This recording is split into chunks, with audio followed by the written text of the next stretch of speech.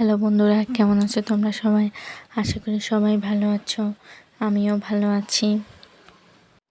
এই ভিডিওটা আমার কালকের রান্নাবান্নার ভিডিও আজকে শেয়ার করছি তোমাদের সাথে।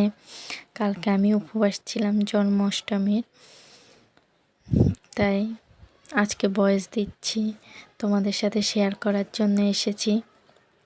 আমি তো উপবাস থেকেছি, ঘরের আর সবাই উপবাস থাকেনি, এই জন্য ওদের জন্য রান্না করছি। আমি নিরামিষ ছড়া রান্না করছি আর ডিম রান্না করে নেব। যেহেতু আমি উপবাস থেকেছি তাই আমি বেশি অন্য কিছু রান্না করব না, এই দুইটা জিনিসে রান্না করব আপাতত।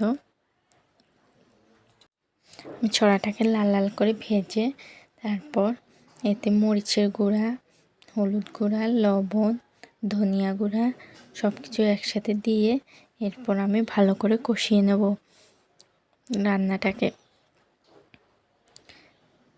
দেখো আমার কষানো হয়ে এসেছে, দেখেছো কি দারুণ দেখাচ্ছে ছড়াটাকে। এভাবে নিরামিষ রান্না করলেও খেতে কিন্তু স্বাদই লাগে, খারাপ লাগে না। ইয়ামি ইয়ামি দেখাচ্ছে আমার ছড়া রান্নাটা।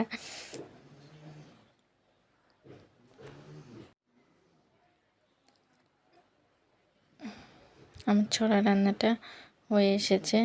এবার আমি ডিম রান্না করব।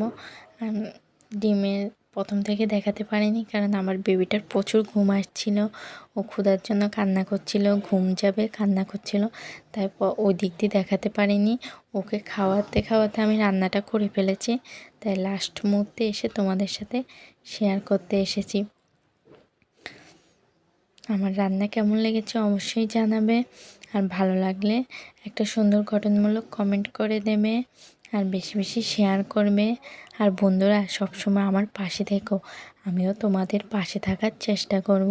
যারা যারা আমার এখানে গঠনমূলক কমেন্ট করবে আমি সবার বাড়িতে ঘুরে আসব, সবাইকে ভালোবাসা দিয়ে আসব। আজকের মতো এই পর্যন্তই, আমার রান্নাটা শেষ। পরে তোমাদের সাথে অন্য ভিডিওতে দেখা হবে। ততক্ষণ তোমরা সবাই ভালো থেকো, আবারও অন্য ভিডিওতে তোমাদের সাথে দেখা হবে। দেখো আমার ছড়া রান্নাটা দেখিয়ে দিয়েছি লাস্ট পর্যায়ে এসে। তাহলে এখন